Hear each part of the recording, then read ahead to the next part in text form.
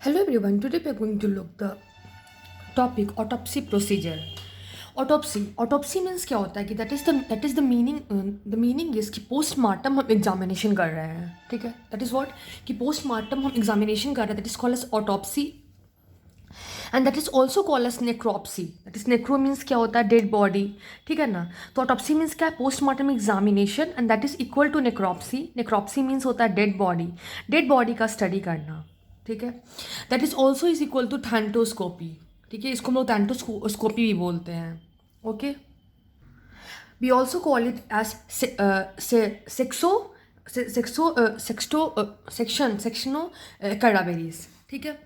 अब कौन जो इंसान है, ठीक है ना, जो नेक्रोस्कोपी, ठीक है ना, डेड बॉडी का ऑटोप्सी करना है, पोस्टमार्टम एग्जामिनेशन करना है, ऑटोप्सी करने के लिए जो ये है, ठीक है. That is for the MBBS doctor. कौन एलिजिबल है, the eligibility criteria is MBBS doctor, ठीक है. एमबीबीएस डॉक्टर जो कि रजिस्टर्ड मेडिकल प्रैक्टिशनर है, वो ही इज़ एलिजिबल. अब टाइप में क्या होता है, there are two main type. एक होता है मेडिको लीगल ऑटोप्सी और एक होता है clinical pathological and academic autopsy. क्या क्या है, एक है medico legal autopsy and second is clinical autopsy, pathological autopsy या फिर एकेडमिक ऑटोप्सी. तो हम लोग भी लोग फर्स्टली मेडिको लीगल ऑटोप्सी, सबसे पहले हम लोग मेडिको लीगल ऑटोप्सी देखेंगे जो कि मोस्ट कॉमन है इंडिया में, ठीक है ना. Clinical pathological academy we will look further, ठीक है ना. अब अगर हम मेडिको लीगल ऑटोप्सी की बात करते हैं तो ये कंडक्ट कहाँ पे होता है, in the case of only unnatural death, ठीक है ना. जहाँ पे भी अननेचुरल डेथ है, जहाँ पे हमें कोई मिसफॉल लग रहा है, ठीक है. आफ्टर दैट ऑब्जेक्टिव मतलब क्या होता है कि identification in decomposed body, mutilated body, burn cases. कहाँ कहाँ पे आइडेंटिफिकेशन हम लोग कहाँ पे करेंगे, डिकम्पोज्ड बॉडी में करेंगे, ठीक है ना, म्यूटिलेटेड बॉडी में करेंगे, बर्न केस में करेंगे. हम लोग आइडेंटिफिकेशन करेंगे, उसके बाद हम लोग डेथ का पता करेंगे, that is what is the cause of death, ठीक है ना. उसके बाद what is the manner of death, what is the cause of death, क्या मैनर ऑफ डेथ है, सब कुछ को लोग पता करेंगे. और मैनर ऑफ डेथ में भी हम लोग दोनों को पता करेंगे कि क्या नेचुरल डेथ था या फिर अननेचुरल डेथ था. क्योंकि जो अननेचुरल डेथ होता है उसका रीज़न एक्सीडेंटल भी हो सकता है, होमिसाइडल भी हो सकता है, सुसाइडल भी हो सकता है, ठीक है. उसके बाद इंजरीज, फोर्थ में क्या है, इंजरीज को हम लोग देखेंगे. और हम लोग इंजरीज को हम लोग देखेंगे किस तरह का उसका कैरेक्टर है, किस तरह का टाइप है इंजरीज का. Will document the character and type of the injury. उसके बाद हम लोग वेपन्स देखेंगे, मतलब कौन कौन से वेपन्स या फिर कौन कौन सा पॉइजन जो है, ऐसा क्या क्या है जो कि रिस्पॉन्सिबल हो सकता है उस डेथ के लिए, ठीक है. फिर हम लोग अगर फीटस का केस अगर है तो हम लोग देखेंगे क्या वो लाइव बर्थ था या फिर, अब लाइव बर्थ में भी वायबल बर्थ था, नॉन वायबल बर्थ था, मीन्स दैट लाइव बर्थ मतलब, और या फिर डेथ बॉर्न ही डेथ है, ठीक है ना. उसके बाद हम लोग एविडेंस को कलेक्ट करेंगे, ठीक है ना. हम लोग कलेक्ट करेंगे एविडेंस को, उसको प्रिजर्व करेंगे और उसको हम लोग फॉरवर्ड करेंगे कहाँ पे, to appropriate agency as to help in investigation procedure in the court. मतलब हम लोग कलेक्ट करेंगे एविडेंस को, मतलब कलेक्ट करेंगे, उसको प्रिजर्व करेंगे और उसको एजेंसीज को फॉरवर्ड करेंगे, किस लिए, ताकि हम लोग इसको इन्वेस्टिगेशन कर पाए, उसको प्रोसीजर को कोर्ट में इन्वेस्टिगेट कर पाए. उसके बाद ऑथराइजेशन फॉर ऑटोप्सी. कौन कौन ऐसे पर्सन है जो कि ऑटोप्सी करने के लिए ऑथराइज्ड हैं. सबसे पहले है इन्वेस्टिगेटिंग ऑफिसर. सबसे पहले क्या, इन्वेस्टिगेटिंग ऑफिसर जिसको हम लोग बोलते हैं मजिस्ट्रेट या फिर पुलिस इंक्वेस्ट, ठीक है. और ये बेसिकली 174 सीआरपीसी के तहत किया जाता है, थ्रू ए रेग्यूसिटेशन लेटर के थ्रू किया जाता है, ठीक है. और यहाँ पे कोई भी रिलेटिव कंसेंट की रिक्वायरमेंट नहीं होती है. एग्जामिनेशन में क्या होता है कि हम लोग कंप्लीट एटॉप्सी करते हैं हमारे जो 3 प्राइमरी कैविटीज़ हैं, क्रेनियल कैविटी, थोरेसिक कैविटी और एब्डोमिनल कैविटी को, और बॉडी को फिर हम लोग हैंड ओवर कर देते हैं किसको, इन्वेस्टिगेटिंग ऑफिसर को. तो अगर हम लोग डिटेलिंग में देखेंगे हम लोग क्या क्या याद किया कि मेडिको लीगल जो ऑटोप्सी है मोस्ट कॉमन इंडिया में होता है. और ये क्यों होता है, मोस्टली अननेचुरल डेथ्स में होता है. हम लोग आइडेंटिफाई करते हैं जो भी डिकम्पोज्ड बॉडी होता है, ठीक है ना, मुलिटेटेड बॉडी होता है, जो बर्न केसेस है, ठीक है, उसमें हम लोग काउज ऑफ डेथ का पता करते हैं. उसमें नहीं, किसी भी केस में अगर ऐसा तो काउज ऑफ डेथ का पता करते हैं, कैसा डेथ है, नेचुरल है कि सच में अननेचुरल है. अननेचुरल भी है तो उसमें एक्सीडेंटल है, सुसाइडल है, होमिसाइडल है, किस तरह का कैरेक्टर है, टाइप है इंजरीज का, क्या क्या वेपन या फिर पॉइजन्स रिस्पॉन्सिबल हो सकते हैं डेथ के लिए. फीटस में क्या लाइव बर्थ है, डेथ बॉर्न है, ठीक है. हम एविडेंस को कलेक्ट करते हैं, ठीक है, कलेक्ट करते हैं, प्रिजर्व करते हैं, उसको फॉरवर्ड करते हैं एजेंसीज को ताकि वो इन्वेस्टिगेट कर सके प्रोसेस को कोर्ट में, ठीक है। और ये कौन करता है? मोस्टली इन्वेस्टिगेटिंग ऑफिसर्स करते हैं, और कोई भी रिलेटिव कंसेंट की रिक्वायरमेंट नहीं होती है। और हम लोग कंप्लीट ऑटोप्सी तीनों प्राइमरी कैविटीज़ को करते हैं, that is the brain, cranial cavity, thoracic and abdominal cavity, और बॉडी को फिर हम लोग इन्वेस्टिगेटिंग ऑफिसर को हैंड ओवर कर देते हैं। उसके बाद में क्या है? क्लिनिकल पैथोलॉजी, जिसको हम लोग clinical autopsy, pathological autopsy and academic autopsy. अब क्या देख रहे हैं हम लोग? That is the clinical CPA। Clinical भी नाम है, पैथोलॉजिकल भी नाम है, और एकेडमिक भी नाम है। ये हम लोग बेसिकली किस में करते हैं? We do in the natural death. किस में करते हैं? नेचुरल डेथ में करते हैं, ठीक है ना, ताकि हम लोग पता कर सके कि what is the reason, what is the cause, what is the pathology of death, ठीक है ना।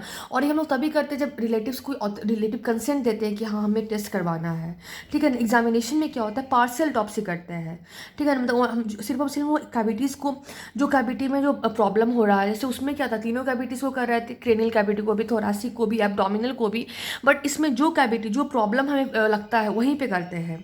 और फिर बॉडी को बाद में हम लोग रिलेटिव को हैंड ओवर कर देते हैं। उसमें हम लोग इसको हैंड ओवर कर रहे थे, इन्वेस्टिगेटिंग ऑफिसर को हैंड ओवर कर रहे थे। आफ्टर दैट, इसके बाद फिर क्या है? What is the other type of autopsy. उसके बाद क्या क्या है कि what are the other type of, अगर हम लोग अदर टाइप ऑफ ऑटोप्सी की बात करें तो एक होता है वर्चुअल ऑटोप्सी, इसको बोलते हैं वर्टुऑप्सी, ठीक है, वर्चुअल ऑटोप्सी। उसके बाद होता है एंडोस्कोपिक या फिर कीहोल ऑटोप्सी। एक होता है नीडल ऑटोप्सी, ठीक है, एक होता है साइकोलॉजिकल ऑटोप्सी, और एक होता है वर्बल ऑटोप्सी। ओके, उसके बाद और भी है, that is the obscure autopsy and negative autopsy. ये सब के बारे में हम धीरे धीरे सब कुछ देख रहे हैं। अगर हम लोग वर्चुअल ऑटोप्सी की बात करें, जिसको बोलते हैं वर्टुओस्कोपी, इसमें क्या होता है कि हम लोग सिर्फ इमेजिंग करते हैं बॉडी का, ठीक है, सिर्फ इमेजिंग करते हैं। किसकी हेल्प से? CT स्कैन की हेल्प से, MRI की हेल्प से, ठीक है ना, 3D ऑप्टिकल मेजरमेंट टेक्निक्स की हेल्प से, किसी किसी CT की हेल्प से, MRI की हेल्प से, 3D ऑप्टिकल मेजरमेंट टेक्निक की हेल्प से। ये बेसिकली एक मिनिमम इन्वेजिव टेक्निक है, मतलब इसमें कोई भी इन्वेजन नहीं हो रहा है बॉडी का, ठीक है ना। क्यों करते हैं? ताकि हम लोग असेस कर सके स्टेटस बॉडी का स्टेटस को, बॉडी में क्या क्या डिजीजेज है, बॉडी में क्या क्या इंजरीज है, ठीक है ना, कि क्या बॉडी का स्टेटस है, क्या बॉडी में डिजीज था, क्या इंजरी था, उसका पता करने के लिए। और पूरा ये इंपॉर्टेंट है, कंप्लीट इमेजिंग ऑफ बॉडी, पूरा का पूरा बॉडी को हम लोग इमेजिंग करते हैं CT स्कैन से, MRI से और 3D इंस्ट्रूमेंट से। डिसएडवांटेज क्या है कि सिर्फ और सिर्फ इसमें स्ट्रक्चरल रीजन ही पता चलेगा, ठीक है। जैसे कि अगर किसी का डेथ हाइपोग्लाइसीमिया के कारण हो गया तो हमें पता नहीं चलेगा, सिर्फ structural reason we will get to know. इसके बाद एंडोस्कोपी, इसको बोलते हैं की होल ऑटोप्सी। मतलब जो हम लोग इंटरनल ऑर्गन्स है उसको हम लोग एंडोस्कोप की हेल्प से, उसको हम लोग लैप्रोस्कोप से, क्योंकि उसमें होल बनाते हैं जैसे लैप्रोस्कोपी में, इसका नाम एंडोस्कोपी या फिर की होल ऑटोप्सी, क्योंकि हम लोग इंटरनल ऑर्गन को एंडोस्कोपी की हेल्प से या फिर लैप्रोस्कोपिक से हम लोग देख रहे हैं, और पूरा का पूरा जो बॉडी है उसी तरह इंटैक्ट, उसी तरह है, ठीक। उसके बाद है नीडल ऑटोप्सी। नीडल ऑटोप्सी में क्या है? मल्टीपल टिश्यू सैंपल हम लोग लेते हैं, किससे? Taken through the biopsy needle. हम लोग बहुत सारे टिश्यू सैंपल्स लेते हैं, किसकी हेल्प से? बायोप्सी नीडल की हेल्प से लेते हैं, और हम लोग उसको एनालाइज करते हैं। उसके बाद क्या है? Psychological autopsy. साइकोलॉजिकल ऑटोप्सी क्या होता है कि हम लोग तब करते हैं जब कभी भी डाउट होता है, ठीक है ना, रिगार्डिंग मतलब मैनर ऑफ डेथ में अगर हम लोग को डाउट होता है तो हम लोग ऐसा करते हैं ताकि हम लोग असेस कर सके, ठीक है ना, कि डेथ के पहले उसका किस तरह का स्टेट ऑफ माइंड है, ठीक है ना। और हम लोग इसमें सुसाइडल केस में हम लोग मतलब कि बिफोर डेथ कैसा उसका माइंड था, ठीक है ना, हम लोग इसमें हम लोग सुसाइडल केस डेथ में हम लोग मोस्टली साइकोलॉजिकल ऑटोप्सी करते हैं। हम लोग जो उनके रिलेटिव्स होते हैं, जो उनके फैमिली मेम्बर्स होते हैं, उनसे हम लोग इंटरव्यू लेते हैं।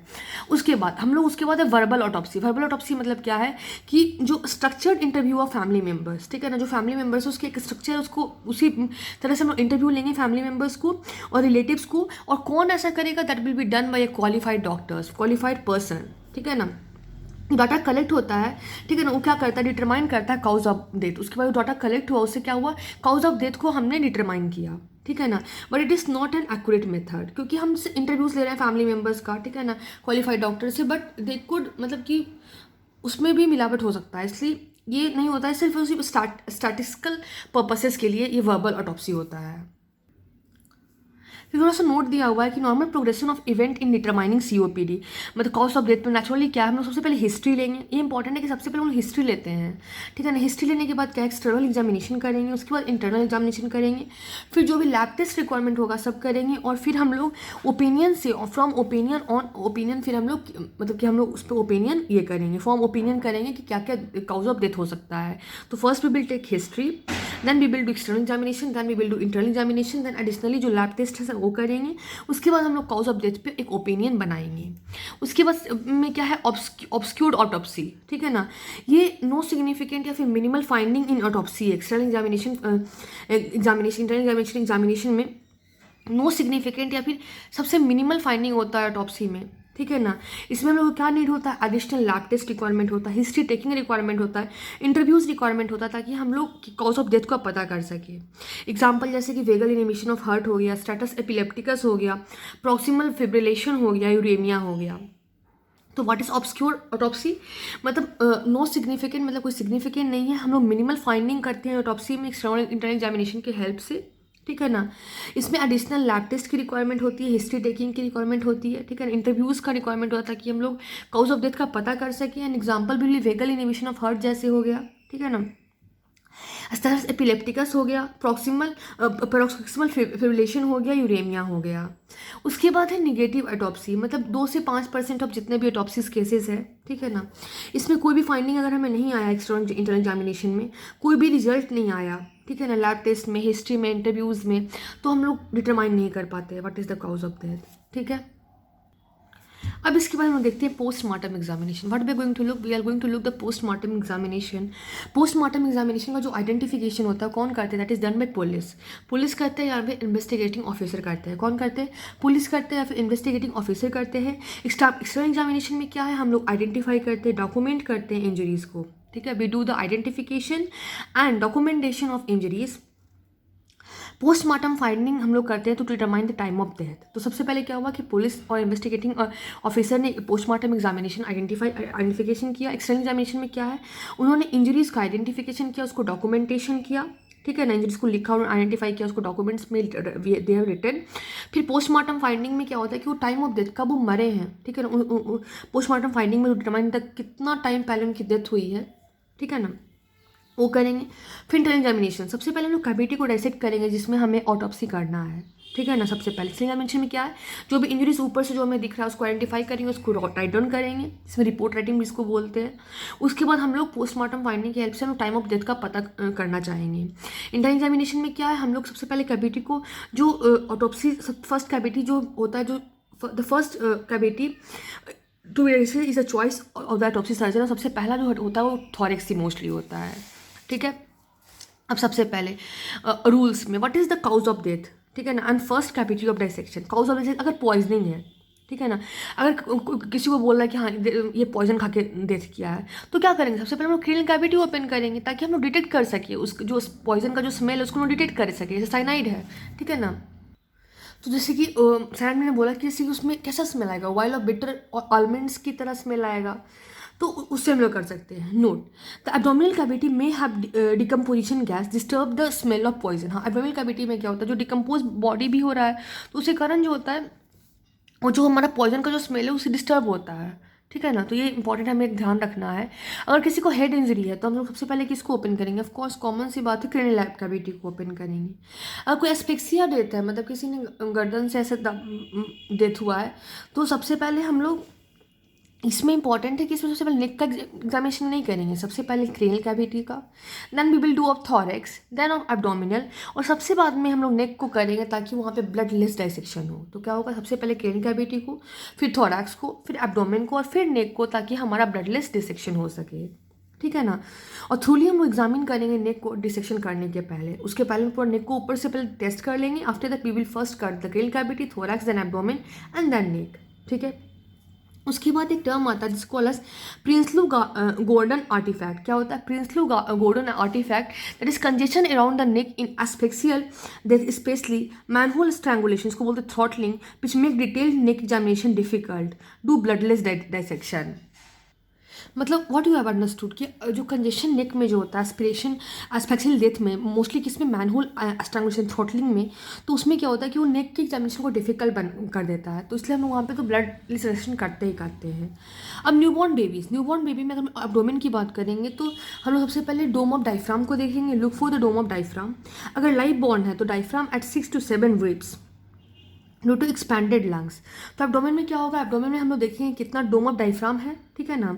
लाइफ बॉन्ड, कोई जिंदा लाइफ बॉन्ड है तो डायफ्राम जो रहेगा वो 6 to 7th रिब के पास रहेगा, क्योंकि वहाँ पे एक्सपैंडेड लंग्स हो गया है। अगर डेड बॉन्ड है तो वहाँ पे डायफ्राम कहाँ पे होगा, 3 to 4th रिब में होगा, ठीक है। अब न्यूमोथोरैक्स, न्यूमोथोरैक्स की बात करेंगे। अगर कोई न्यूमोथोरैक्स की हेल्प से डेथ हुआ है, सबसे पहले हम थोरैक्स को डाइसेक्शन करेंगे। सबसे पहले हम लोग स्किन के फ्लैप को ओपन करेंगे, उसके बाद हम लोग पानी, we will put the water in the pocket, ठीक है ना। तो अगर पंक्चर्ड इंटरकॉस्टल स्पेस रहेगा, ठीक है ना, एंड प्लूरा, अगर पंक्चर्ड रहेगा इंटरकॉस्टल स्पेसेस या फिर प्लूरा, ठीक है ना, सॉरी पंक्चर, हम लोग पंक्चर करेंगे इंटरकॉस्टल स्पेस को और प्लूरा को नाइफ से, और चूंकि हमने वाटर पॉकेट में डाल दिया है तो वहाँ पे बबल्स बनेगा, तो हमें पता चलेगा कि okay this is the case of pneumothorax. उसके बाद एयर एम्बोलिज्म की बात करते हैं। अगर हम लोग एयर एम्बोलिज्म की बात करेंगे तो एयर एम्बोलिज्म में बेसिकली क्या होता है, एक वीनस है और एक systemic. Venus is the most common, उसमें हम लोग क्या करेंगे, थोरैक्स को सबसे पहले ओपन करेंगे, लोग स्टर्नम को ओपन करेंगे, हम लोग पेरिकार्डियल मेम्ब्रेन को हटाएंगे और पेरियम कार्डियम कैविटी को हम लोग वाटर से फिल कर देंगे, फिर पंक्चर करेंगे हम लोग वेंट्रिकल को। अगर बबल आता है वाटर में, that means that is the venous air embolism. या फिर हम लोग क्या करते हैं, that is also called as pyrogallol test, जो कि जिसमें कि हम लोग सिरिंज करते हैं बाइट बोर्ड निडल, जो कंटेन करता है पाइग्रोगैलोल 2% प्लस NaOH, और हम लोग इंसर्ट करते हैं एंड एस्पिरेट करते हैं वेंट्रिकल को, ठीक है ना, एस्पिरेट करते हैं वेंट्रिकल, उससे ब्रोंक कलर चेंज आता है, जो कि पता करता है कि हाँ इसका एयर एम्बोलिज्म है। और सिस्टमिक की बात करें तो क्रेनियल कैविटी में inspect of air bubble along the intracranial vessels, तो एयर बबल्स को हम लोग इंस्पेक्ट करते हैं अलोंग इंटरक्रेनियल वेसल्स के अंदर में, ठीक है। अब इंक्लूजन्स की बात करते हैं तो 4 तरह का इंक्लूजन होता है। एक होता है primary inclusion, secondary inclusion, tertiary inclusion and quaternary incision, we are talking about incision. हम लोग प्राइमरी इंसिजन की बात करेंगे तो हम लोग उसमें एक्सटर्नल स्किन पे हम लोग उसमें इंसिजन दे रहे हैं। What is that, when the incision is made on the external skin, ठीक है ना, that is called as primary incision. When it is made on skull vault, skull के वॉल्ट पे, रिब्स पे बन रहा है या स्टर्नम पे बन रहा है, that is called as secondary. कहाँ पे, स्कल के वॉल्ट पे, ठीक है ना, रिब्स पे, स्टर्नम पे, कहाँ पे, स्कल के वॉल्ट पे, रिब्स पे और स्टर्नम पे, तो सेकेंडरी इंसिजन होगा। अगर सीरस मेम्ब्रेन पे इंसिजन है that will call as tertiary incision. अगर इंसिजन इंडिविजुअल ऑर्गन्स पे हो रहा है that is called as quaternary incision. तो क्या हुआ, एक्सटर्नल स्किन पे प्राइमरी, स्किन के वॉल पे, रिब्स पे और स्टर्नम पे secondary, incision on the serous membrane पे कर रहा है टर्शरी, और अगर इंडिविजुअल ऑर्गन्स पे कर रहा है दैट इज द क्वाटरनरी। अब नाउ स्किन इंसिजन, अगर हम स्किन इंसिजन की बात करें तो इंसिजन जो कि मोस्ट कॉमन है वो कौन सा होता है, that is the most common incision is central mid line vertical incision. मतलब वो सेंट्रली मिड लाइन में वर्टिकली इंसिजन देते हैं, जो कि कहाँ से एक्सटेंड करता है, चिन से लेकर के प्यूबिक सिम्फाइसिस तक, और हम लोग अम्बिलिकस को छोड़ देते हैं, क्योंकि अम्बिलिकस के पास स्कार टिश्यू होता है जो कि सूचर करने के लिए बहुत डिफिकल्ट होता है, ठीक है। तो क्या हुआ, सबसे मोस्ट कॉमन इंसिजन कौन सा है, central midline vertical incision that extend from chin से लेकर के प्यूबिक सिम्फाइसिस तक, ठीक है। इसमें लोग अम्बिलिकस को छोड़ देते हैं क्योंकि अम्बिलिकस के पास एक स्कार टिश्यू होता है जिसको सूचरिंग करना बहुत डिफिकल्ट होता है, ठीक है। इससे क्या हुआ, नेक ओपन हो जाएगा, थोरैक्स एंड एब्डोमेन सब कुछ ओपन हो जाएगा सिंगल इंसिजन के थ्रू ही। This is called as I incision, this is the most common incision. Second is Y incision, second में क्या है, that is the Y incision. इसमें क्या होता है, 2 incision, we give the 2 incision हम लोग देते हैं अराइजिंग फ्रॉम बायलैटरल एक्रोमियल, दोनों जो एक्रोमियल है दोनों से हम लोग 2 इंसिजन देते हैं बायलैटरल एक्रोमियल से, जो कि ब्रेस्ट के नीचे होकर के जाता है और जिफॉइड प्रोसेस के पास मीट करता है, ठीक है ना, उसके बाद कंटिन्यू करता है नीचे की तरफ and that is called to the pubic symphysis. And basically ये मोस्टली वो फीमेल्स में करते हैं ताकि उसमें मतलब कॉस्मेटिकली हम लोग देख करके करते हैं। तो क्या हुआ, 2 इंसिजन जो कि राइज कहाँ पे किया, बायलैटरली एक्रोमियल एंड्स पे किया, बिलो द ब्रेस्ट पे गया, उसके बाद जिफॉइड प्रोसेस के पास मिल गया and that will vertically go down to pubic symphysis and that is cosmetically purpose because it is very important for female, ठीक। उसके बाद एक है मॉडिफाइड बाई इंसिजन, 2 इंसिजन जो कि कहाँ पे स्टार्ट होता है, बायलैटरल एट मैस्टोइड प्रोसेस, कहाँ पे है, मैस्टोइड प्रोसेस के पास है, जो कि मीट कहाँ पे करता है, सुप्रास्टर्नल नॉच पे, मीडियली कहाँ पे, सुप्रास्टर्नल नॉच पे, यहाँ पे एक्रोमियन से शुरू हो रहा था, यहाँ पे बायलैटरली मैस्टोइड प्रोसेस से शुरू होकर के सुप्रास्टर्नल नॉच के पास मीडियली जा रहा है and that extend vertically downward to pubic symphysis, और वो नीचे कहाँ तक जाता है, प्यूबिक सिम्फाइसिस तक जाता है and this help in the detail examination of neck, इसमें हम लोग नेक का अच्छे से एग्जामिनेशन कर पाते हैं. That is very common in the asphyxial death. That is called as modified Y incision. कहाँ से होता है? We start from bilaterally mastoid process, then we meet at the suprasternal notch, then extend onward to the pubic symphysis. Okay. After that next thing is T incision, जिसको हम लोग बोलते हैं bucket handle incision. क्या बोलते हैं? Bucket handle incision. Incision extend from one acromion process to another along the sub clavicular line. एक acromion से दूसरे एक्रोमियन में हम लोग सब क्लैविकुलर लाइन से जाते हैं. वेर हियर सब क्लैविकुलर लाइन से जाते हैं, ठीक है ना. And the mid point of the incision, उसके बाद फिर मिड पॉइंट, यहाँ से यहाँ गया एक्रोमियन, उसके बाद मिड पॉइंट जो इंसीजन जो होता है वो प्यूबिक सिम्फाइसिस हो जाता है. And this is called as T incision. यहाँ पर नहीं दिया हुआ, I am just explaining you. उसके बाद इन्वर्टेड, जिसको बोलते हैं इन्वर्टेड बाई इंसीजन, जो कि न्यूबॉर्न में होता है. यहाँ पे क्या होता है? इंसीजन जो होता है चिन से शुरू होता है, अम्बिलिकल से, उसके बाद बाइफरकेट कर जाता है बायलैटरली. कहाँ पे? मिड इंग्वाइनल पॉइंट तक. तो क्या हुआ? चिन से शुरू हुआ, अम्बिलिकस के ऊपर तक गया, ठीक है ना, अम्बिलिकस तक गया, और फिर बाइफरकेट कर जाता है बायलैटरली मिड इंग्वाइनल पॉइंट तक, ठीक है. उसके बाद है एक्स इंसीजन. क्या? एक्स इंसीजन जो कि किस में होता है? We do in the custodial death, जो कि हम लोग basically posterior surface of the body पे करते हैं, ठीक है ना. जो कि डीपर इंजरी, ब्रूसेस, कोइंट्रल इंजरी, कोई टॉर्चर के कारण हुआ है, उसको हम लोग को पता करने के लिए. Now we are going to look the organ removal techniques. Organ removal techniques के बारे में देखते हैं. Firstly is organ by organ, जिसको बोलते हैं वर्चूस टेक्निक. क्या होता है? ऑर्गन बाय ऑर्गन रिमूवल, जिसको लोग बोलते हैं virtues technique. This is the most common. इसमें कि ऑर्गन्स की रिमूवल 1 by 1 होता है. एडवांटेज में क्या होता है कि हम लोग ऑर्गन्स की डिटेलिंग को अच्छे से पढ़ पाते हैं. एंड डिसएडवांटेज क्या है कि हम लोग इसमें इंटर ऑर्गन रिलेशनशिप की, एक ऑर्गन के दूसरे ऑर्गन के साथ क्या रिलेशन है, उसको लोग अच्छे से पढ़ नहीं पाते हैं. This is called as organ by organ या फिर Virchow's technique. This is the most common type of organ removal technique. उसके बाद क्या है? एन मासे या फिर लेट्यूल्स टेक्निक. क्या है? एन मासे या फिर लेट्यूल्स टेक्निक. पहले क्या था? वर्चूस टेक्निक, ये है लेट्यूल्स टेक्निक. यहाँ पे हम लोग सारे ऑर्गन्स को from the tongue to anus सब सिंगल मास में निकाल देते हैं. इसका एडवांटेज तो है कि इंटर ऑर्गन रिलेशनशिप बहुत अच्छे से पढ़ पाएंगे, बट और ये भी इंपॉर्टेंट है कि हम लोग को रैपिड रिमूवल होगा, टाइम को बचाएगा, ठीक है ना. कोई भी फीटस में माल फॉर्मेशन है उसको भी बताएगा, लेकिन इसमें इसको हैंडल करना वेरी मुश्किल होता है, इसलिए ये इसका ड्रॉबैक हो जाता है. ये कौन सा टेक्निक है? एन मासे टेक्निक. एन मासे में बहुत सारे मास को इकट्ठा कर लिए, लेट्यूल्स टेक्निक, ठीक है. उसके बाद है ब्लॉक डाइसेक्शन या फिर उसको बोलते हैं गॉन्स टेक्निक. गॉन्स टेक्निक क्या है? ब्लॉक या फिर गॉन्स टेक्निक, ब्लॉक डाइसेक्शन या फिर गॉन्स टेक्निक. इसमें हम लोग organs of one particular cavity को रिमूव करते हैं, जैसे कि सर्विकोथोशियल, ठीक है, एब्डोमिनल कैविटी, यूरोजेनिटल ब्लॉक, ठीक है. इसमें क्या होता है कि इट इज़ गुड क्योंकि ये ईजियर होता है देन एम मास टेक्निक, ठीक है. ब्लॉक मीन्स हर एक ब्लॉक को, जैसे कि सर्विकोथोरासिक हो गया, एब्डोमिनल हो गया, यूरोजेनिटल हो गया, ठीक है. उसके बाद इन सीटू डाइसेक्शन, इसको हम लोग बोलते हैं रॉकेटेंसिक टेक्निक. क्या बोलते हैं? रॉकेटेंसिक टेक्निक बोलते हैं कि ऑर्गन रिमूवल जो होता है without removing them out of the body. मतलब हम लोग ऑर्गन एग्जामिनेशन करते हैं, हम लोग ऑर्गन्स को विदाउट रिमूविंग, मतलब उसको बाहर नहीं निकालते हैं. एडवांटेज क्या है कि रिड्यूस कर देता है exposure in the infectious diseases, ठीक है. This is called as in situ dissection, इसको बोलते हैं रॉकेटेंस्की टेक्निक. इसमें ऑर्गन का एग्जामिनेशन कैसे करते हैं? Without removing them out of the body, हम उसको बॉडी के बाहर नहीं निकालते हैं. एडवांटेज है कि ये क्या है कि इन्फेक्शियस जो डिजीज़ है उसका एक्सपोजर को रिड्यूस कर देता है. That is called as HIV. Example HIV. अब इसके बाद है हेड डाइसेक्शन. हेड डाइसेक्शन में एक स्कैल्प डाइसेक्शन है and that is scalp vault, ठीक है. स्कैल्प की बात करेंगे तो इसमें बाईमेस्टॉइड इंसिजन होता है. स्कैल्प कैसे करते हैं? We do it by bimastoid incision. हम लोग स्कैल्प को ओपन करते हैं एंटीरियर फोल्ड्स में और पोस्टीरियर फोल्ड में. This is called scalp that is done by bimastoid incision. उसके बाद है स्कल वॉल्ट. उसको हम लोग कैसे करते हैं? स्कल कैप जो है उसको हम लोग वी शेप में ओपन करते हैं, ठीक है. दैट इज इलेक्ट्रिकल सॉ, ठीक है ना. उसके बाद आफ्टर दैट ब्रेन का examination we are going to study. And brain का एग्जामिनेशन जो होता है वो मतलब कि मोस्ट कॉमन जो होता है फ्रेशली होता है, ठीक है ना.